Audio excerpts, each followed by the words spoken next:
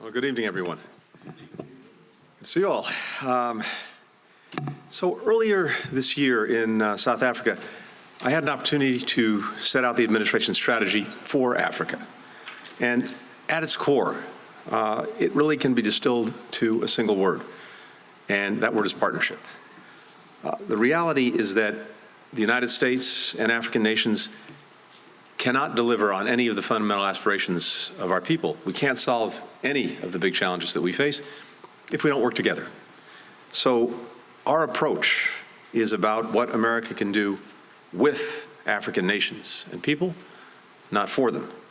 And that's what this summit, the U.S. African Leaders Summit, has really been all about. We took full advantage of having so many leaders from African governments, businesses, to strengthen these partnerships, as was demonstrated, I think, by the robust engagement from President Biden, Vice President Harris, and a large number of our cabinet secretaries throughout the course of the week.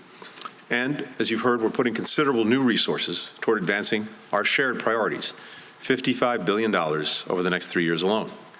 So let me just take a minute to sum up and highlight a few of those key areas that have come out of the summit. But let me start by saying the bottom line is this. We made significant, tangible progress across every one of our priorities this week, building on the momentum that we've generated over the past 2 years. We committed to ensuring African countries have a prominent seat at the table, wherever consequential decisions are being made, consequential issues discussed. We delivered on that. At the United Nations General Assembly in September, you heard President Biden express support for adding a permanent member from Africa to the UN Security Council.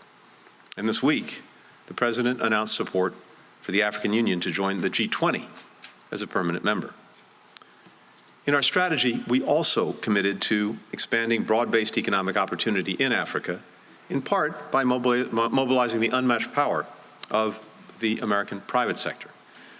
If you go back to 2021, our government has helped close more than 800 two-way trade and investment deals across 47 African countries, worth $18 billion. During the summit just this week, President Biden announced more than $15 billion in new deals. At the U.S. African Business Forum, we brought together leaders from over 300 American and African companies with the heads of the 50 delegations, fostering new connections that will create even more opportunity. Seizing 21st century opportunities requires digital connectivity. This is vital to the free flow of ideas, information, investment. That's why the President announced our plan to work with Congress to invest more than $350 million toward a new initiative on digital transformation with Africa. Too often, international infrastructure and trade deals are opaque. They're coercive. They lead to projects that are environmentally destructive, poorly built, that import or abuse workers, that foster corruption, and burden countries with unmanageable debt. We have a different approach. We offer investments that are transparent, high quality, and sustainable for the planet. We empower local communities. We respect the rights of their people. We listen to their people, to their needs. America will not dictate Africa's choices, neither should anyone else. The right to make these choices belongs to Africans and Africans alone. But we will work relentlessly to expand their choices. And the agreements and investments we made this week showed that when African governments, businesses, and communities are offered the choice to partner with the United States, they will take it. The U.S. Strategy for Africa also committed us to help our partners recover from the devastation wrought by COVID-19 and the unprecedented global food security crisis.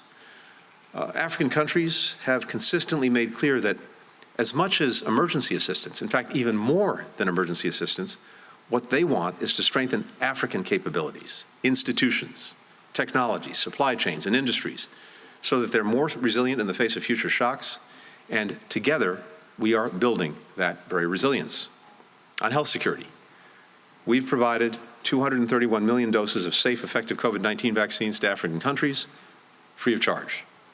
At the summit, President Biden committed to investing at least $4 billion by 2025 to help African countries train and equip healthcare workers to meet citizens' needs.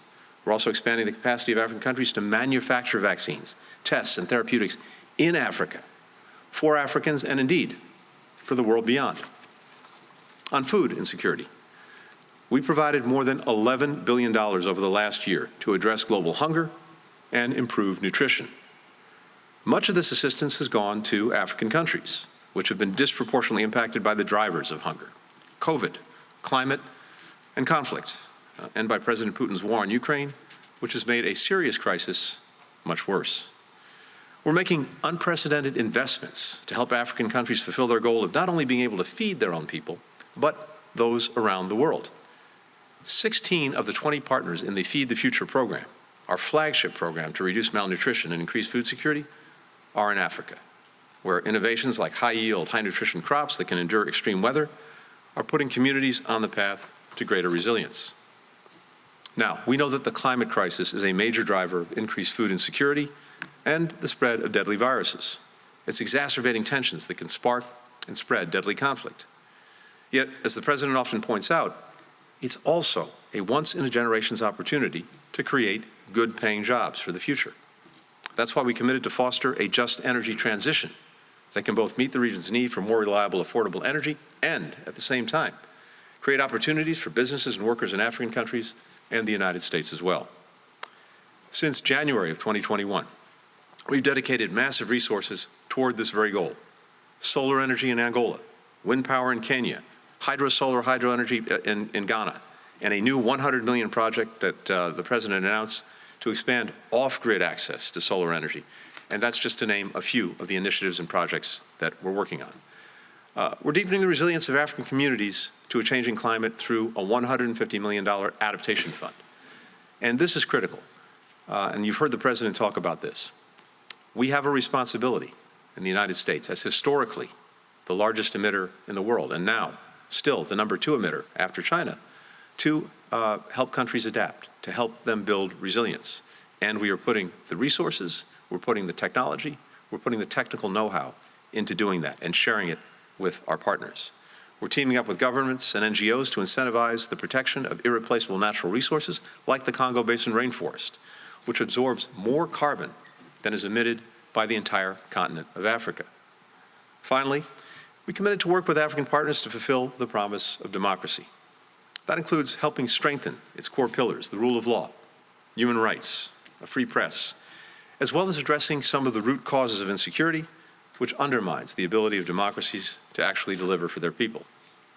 Yesterday, President Biden hosted a small group of leaders to discuss how we can help support free, fair, and credible elections in 2023, like the ones we saw in several places this year, including Kenya. As part of that discussion, the President pledged to work with Congress to provide over $165 million to support elections and good governance in Africa in the coming year.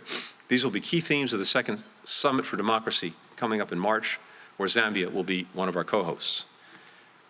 Where there are crises and conflicts, we are supporting the African leaders, the regional institutions, and citizens who are stepping up to find diplomatic solutions. That's what we've demonstrated over the last year through our diplomatic engagement in places like Chad, Ethiopia, Sudan, and Eastern DRC. We know African countries face real security concerns, including terrorism and transnational organized crime. The message we sent this week is that African nations can continue to count on the United States as a partner in building more effective and accountable security forces. So, if you're keeping score, and I couldn't cover everything, there are a lot of commitments there. And we know that commitments are only as good as our ability to deliver on them. That's why we asked one of our most experienced senior diplomats, Ambassador Johnny Carson, to return to the State Department as our special representative for the U.S.-Africa Leaders Summit implementation. With nearly 4 decades of experience as a diplomat, deep relationships across the region, I can think of no one better to ensure that our words are actually translated into action. Across every single one of our priorities, civil society will play a critically important role, and in particular, youth. Today, the median age in Africa is 19 years old. By 2030, 2 in 5 people on this planet will be African. And the choices that rising generations make will shape the future, not just for Africa, but for the entire world. That's why we're investing more in Africa's emerging leaders, more than ever before. The Vice President announced that we plan to devote an additional $1.1 billion over the next 3 years to youth programs like the Mandela Washington Fellows, a number of whom took part in this summit, and, of course, the YALI Network, which provides tools, resources, and a virtual community for now more than 700,000 rising leaders across the continent.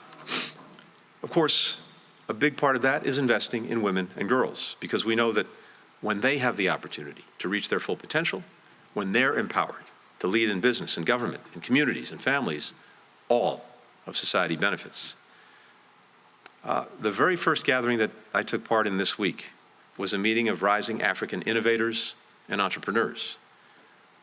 The energy, the ingenuity of this group, its eagerness to turn so many of the problems that we face into opportunities, and to do so in partnership with the United States, is truly inspiring.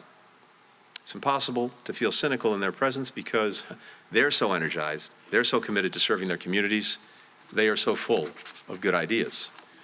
And that kind of sums up the way that we feel coming out of the summit. As the President said yesterday, we're all in on Africa's future because we know that the future of African nations and the United States is a shared one.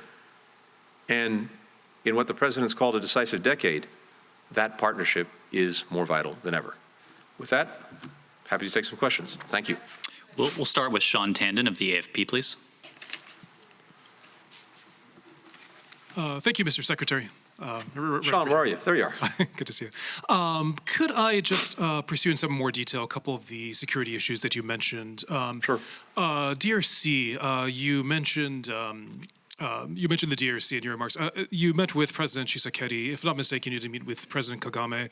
What was the reason for not meeting with him? Does that indicate any sort of pessimism with controlling the M23 situation in the eastern DRC? Ethiopia, you did meet with Prime Minister Abiy. How do you see the Pretoria Agreement going forward? The fact that you met with him, does that show that Prime Minister Abiy is back in U.S. good graces? Could there be discussion, perhaps, of renewing AGOA membership for Ethiopia? And if I could just pursue AGOA a bit more broadly as well, the President talked about a U.S. MOU with the nascent free trade agreement of Africa. What does that mean for AGOA? I mean, should African leaders presume that AGOA is finished after 2025? Thanks. Great. Sean, thank you very much.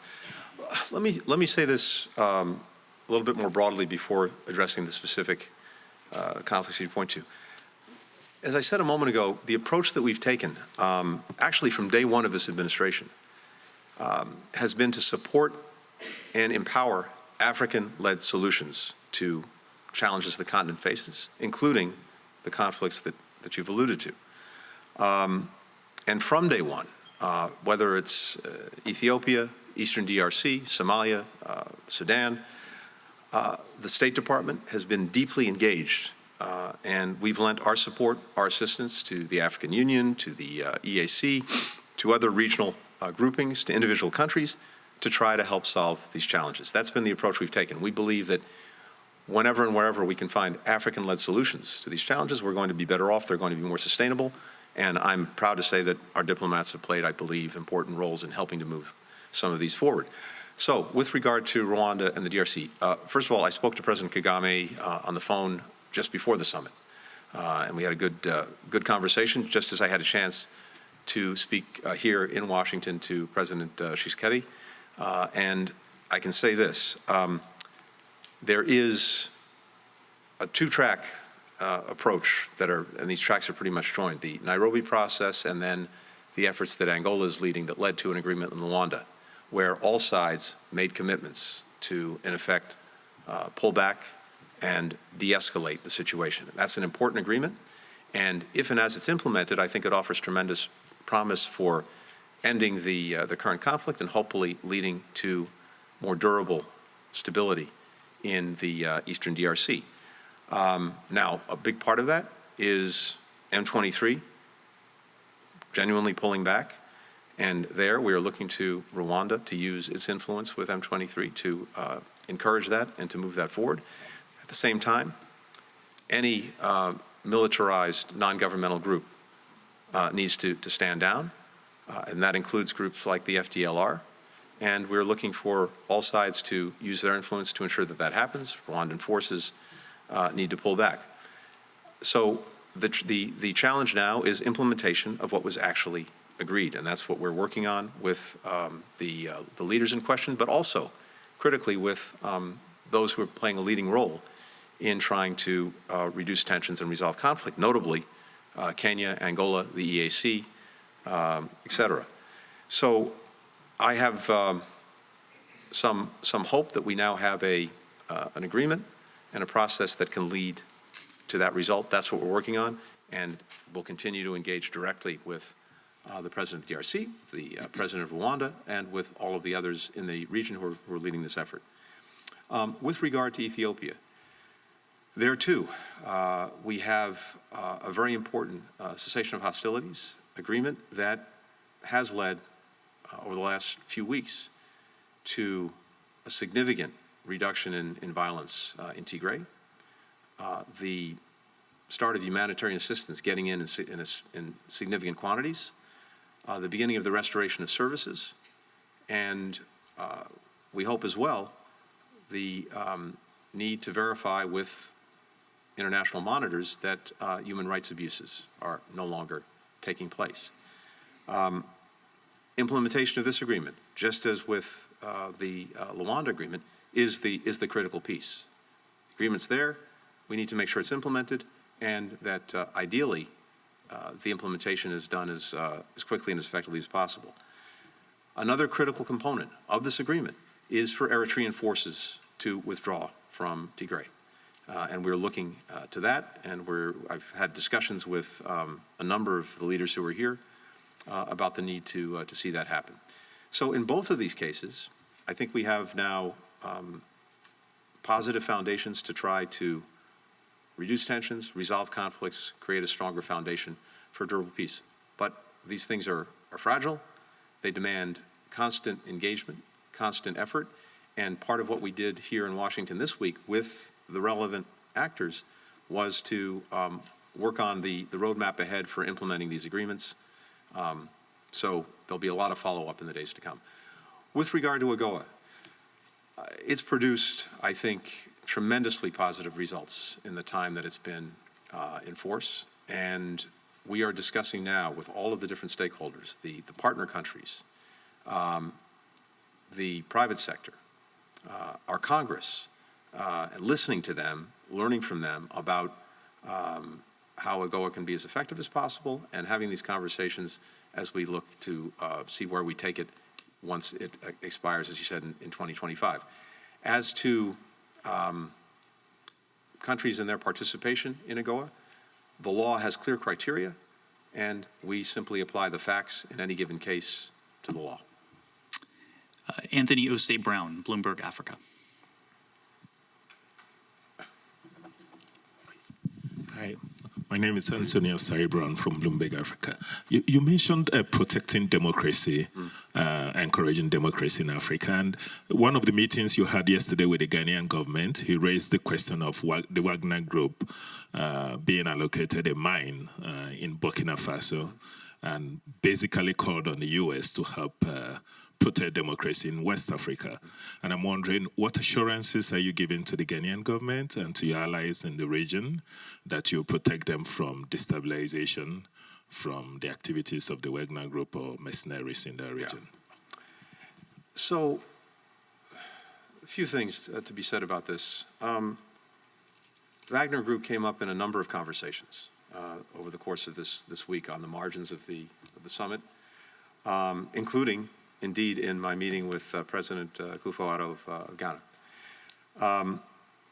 We've heard repeated concerns that Wagner and groups that are linked to it manufacture or exploit insecurity.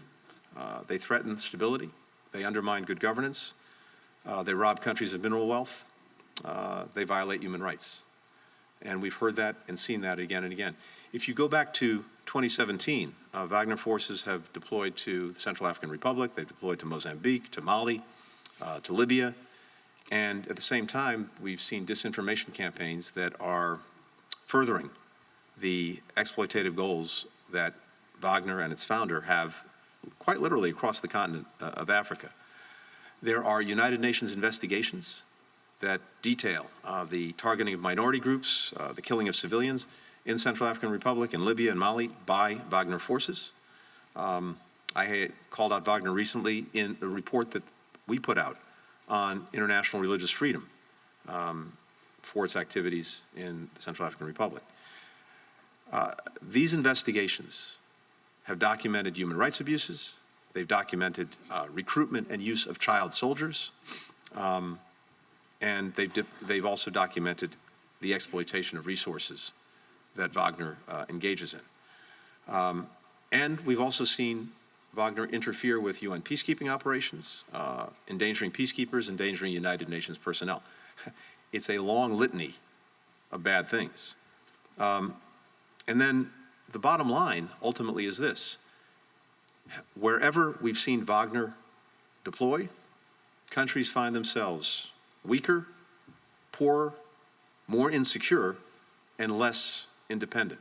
That's the common denominator. That's the common story across the board, which is why it's so important that we work together with partners in Africa to make them resilient to something like the Wagner Group. We have something called the Global Fragility Act that is now being implemented in an effort to address, in a very comprehensive way, problems of instability so that there's not a vacuum that something like Wagner comes in and tries to fill. We're using all of the relevant tools that we have to counter its influence, everything from sanctions to exposure, some of which I've just done, bolstering state capacity, bolstering regional capacity, bolstering international cooperation. All of these things are necessary. And the bottom line is this. What I heard in conversations this week, as I've heard in the past, is our partners in Africa tell us that they do not want their resources exploited. They don't want the human rights of their people abused. They don't want their governance undermined. And ultimately, as a result, they really don't want Wagner. Shannon Crawford, ABC News.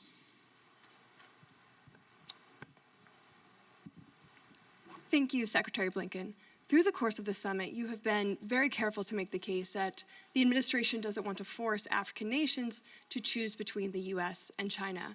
But the Secretary of Defense clearly said that Beijing's influence on the continent is a destabilizing threat. Do you share that assessment? And secondly, we heard today from the Ukrainian military that Russia is digging in for a prolonged war. Now, as you noted, the White House did commit $55 billion for Africa over the course of 3 years, but of course, aid to Ukraine through this 10-month conflict has already eclipsed that level. Are you confident that the U.S. can maintain support for Ukraine among members of the Global South through a drawn-out fight, levels of support that have already been described as tepid at best by some? Right. Thank you. First part of the question. This summit is about one thing, Africa and the relationship between the United States and Africa. It's about one region and only one region, Africa. It's not about any other region. It's not about any other country. And I think you heard that across the board this week. And I recognize people may want to turn it into something else, but sometimes the thing is just what it is. And this is the U.S.-Africa Leaders Summit. And fundamentally, it's about what we are affirmatively able to bring to the table, some of which I described. The partnerships, the investments that are based on shared interests and shared values. And again, done in a way that's transparent, that's high quality, that's sustainable. And with a focus on empowering local communities, respecting their needs, their decisions, their rights. That is what we've been talking about for the last 3 days. And in doing that, we're actually creating more opportunity for Africans, more opportunity for Americans. New, good-paying jobs, particularly in the green economy, infrastructure that actually connects countries and peoples, which is maybe one of the biggest needs in Africa, because to realize the extraordinary potential, that connectivity is the one missing piece. We're working on that. A more educated, dynamic workforce, more effective approaches to shared challenges, particularly food insecurity, climate. In short, what we're seeking to do is to try to help deliver on what people need. That's what this is about. And it's a fundamental challenge. Can we effectively deliver. That's the challenge for all of our countries. That's what all of these leaders were talking about this week. And our answer to that question is, yes, we want to work affirmatively with you. And the answer is yes, we can deliver if we do it together. Now, if other countries have the ability and the will to do the same thing, that's great. There's more than enough need to go around. But from our perspective, to the extent that anyone else is engaged, we just want to make sure it's a race to the top, not a race to the bottom. We want to make sure that when we're seeing investments in Africa, they're done to the highest standards. They're not piling debt on countries. They're not abusing workers or importing workers from outside. They respect the environment. They don't bring corruption with them. If that's the case, if we have these affirmative partnerships and investments, then it's great for everyone to be involved. And ultimately, as I said, this is about choices that Africans will make, and our purpose is simply to make sure that they have a good choice. That's what this is about. With regard to Ukraine, let me just say two things. First, I had an opportunity over the last week to spend some time on Capitol Hill, first with the Senate last week, the House actually this morning, before we came to the summit, with the Secretary of Defense, the Director of National Intelligence, the Chairman of the Joint Chiefs, colleagues from the Treasury Department, USAID, and others. And what I heard there was continued strong bipartisan support for the efforts we're making to help Ukraine defend itself, to sustain pressure on Russia, to end its aggression, as well as to continue to strengthen our own defensive alliance, NATO. With regard to the Global South, you know, it's very powerful because you hear countries that were here in Washington this week, Ghana, Kenya, so many others that have been the victims of imperialism in the past and who see that now happening to Ukraine by Russia. And it cuts to the core for them. They feel strongly that this is not simply a matter of what's happening to Ukrainians in Ukraine. It's a matter for all to be concerned by because it goes to the very principles that were established after 2 world wars and after colonialism, to try to make sure that there are rules and understandings that one country's not going to go in and change the borders of another by force. It's not going to engage in land grabs. It's not going to try to erase the identity of a country and subsume it into itself. The territorial integrity, independence, sovereignty, all of these things matter. They're meaningful, and they're especially meaningful when it comes to Africa. So we heard this again and again. Now, having said that, it's been very important to us to demonstrate that we can run and chew gum at the same time, by which I mean this. Even as we and many other countries are trying to deal with the Russian aggression against Ukraine, we're also working on, engaging, dealing with the problems, the challenges that people are feeling around the world, and notably in the Global South, including dealing with climate, dealing with global health and their own situations, dealing with food insecurity, problems that parenthetically, in some cases, have been made worse by the Russian aggression. I think everything that comes out of these 3 days demonstrates that that's exactly what we're doing, that we are responding in partnership to these needs, even as we're dealing with the situation in Ukraine. It is not a zero sum. And I think, I don't want to speak for them, but if you ask many of the countries that were here this week, I think that they have to come away, based at least on what I've heard, feeling very positive about the engagement of the United States on the issues that matter to them and to the lives of their people, day in, day out. Guillaume Nadine, RFI. Thank you, Mr. Secretary. I wanted to have your take about the outcomes of this summit. Did it meet your expectations? Did it exceed it? And isn't the tough part starting right now, considering the last summit was 8 years ago, and we had to wait 8 years to have another event like this, with the implementation and the follow-up of everything that was decided here? Et puisqu'il y a beaucoup de pays d'Afrique francophone représentés ici, quel est votre bilan de ce There are sommet? many Est-ce que la French-speaking partie la countries plus here. What difficile is ne your commence pas maintenant, s'il vous plaît? feeling and the report from the Le summit? bilan Does est the très hard positif work start et now? vous avez tout à fait raison. The outcome is very le positive, plus and you're difficile reste à entirely faire. right. The hardest remains Et to c'est be done toujours le now, cas and that's always the case dans un tel sommet. with a The summit bottom such line as is this this. one. We have made significant and tangible progress across every one of the shared priorities that we had going into the summit, and I described some of them a few minutes ago. And so I don't want to repeat. I could actually spend probably the next 15 minutes just going through the list of what we call deliverables. But just in summary, we've announced very significant commitments across the board, some of them even groundbreaking, on peace and security, on diplomacy and good governance, on trade and investment, on health, on the environment, on food security, on technology and innovation, on people-to-people connections and ties. But to your point, and I very much agree with you, what happens over 3 days is very important in setting the direction, making the commitments, but it's what happens over the next 362 days that really matters. It is the follow-through. It is the implementation. And I think that was felt across the board. It's one of the reasons why the President was keen on having maybe our most experienced diplomat for Africa over the last 4 decades, Johnny Carson, take on this role of doing the follow-through, doing the implementation, making sure that everything that we said we would do, we're actually going to do.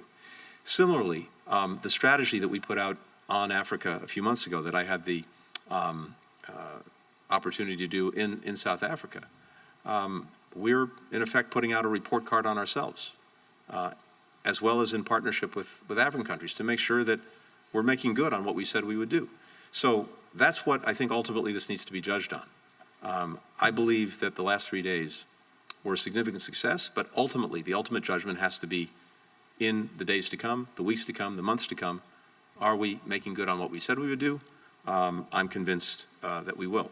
And by the way, over the last couple of years that I've been on this job, I've had an opportunity to travel a fair bit in Africa, Kenya, Nigeria, Morocco, Algeria, Senegal, Egypt, South Africa. But as the President mentioned today, I think you're going to see a lot of us in Africa next year, including the President. So that's an opportunity as well to carry forward everything that we've done here, to continue these conversations, to continue the implementation. And I know when the President goes, when other cabinet members go, we're going to want to be able to show that what we did and said here in Washington, we're actually carrying out. Jonathan Dunker, Ghanaian Times.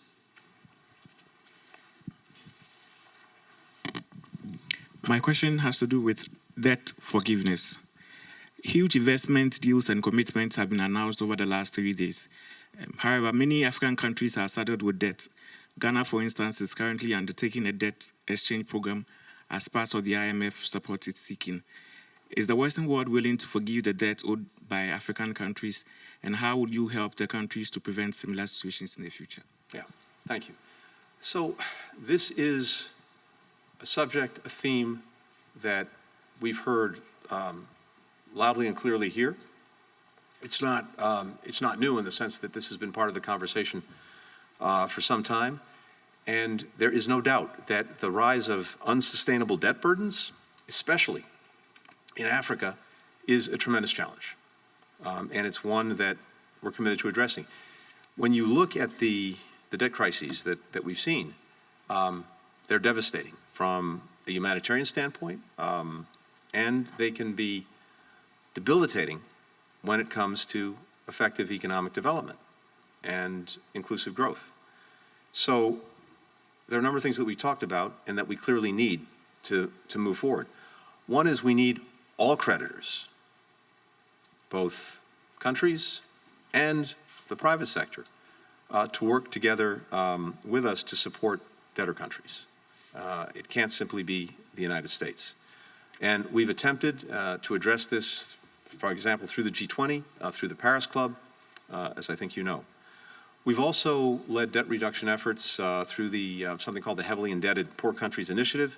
That has provided to date about $75 billion in debt service relief to dozens of countries, I think nearly 40 countries, going back to 1996. Of those 40 or so countries, I think more than 30 are African countries. So there's a real focus on this. There's a G20 initiative that suspended more than $12.9 billion worth of debt service payments owed by 48 countries. This was between May of 2020 and December of last year. So these are some of the things that we've actually been doing and working on. But I think it's also fair to say more needs to be done to prevent debt crises from emerging in the first place. That's a big part of the challenge. And one of the things that we're especially concerned about is the growth of untransparent debt, including off-balance sheet debt and debt that's hidden by non-disclosure agreements. So a company or a country may come in, lend the money, and part of the agreement is you can't reveal the terms. And that means, among other things, that when other countries are negotiating for loans, they don't know what the terms are. The people don't know what the terms are, and countries wind up being saddled with debt that they can't possibly repay. So that transparency that we bring to everything we do, we need to see that spread around in the way that these loans are made. And not only does this actually increase the risk of a debt crisis, but it also can prolong the duration and create barriers to actually resolving these debt burdens. So, bottom line is this: we need both the creditors, again, countries, private sector, as well as the debtors to do their part to support greater fiscal and debt transparency and try to remove the barriers that exist to that transparency. Unfortunately, we're out of time. Thank you, Mr. Thank you, Secretary. everyone. Thank you, everyone, Appreciate for it. joining. Thank you.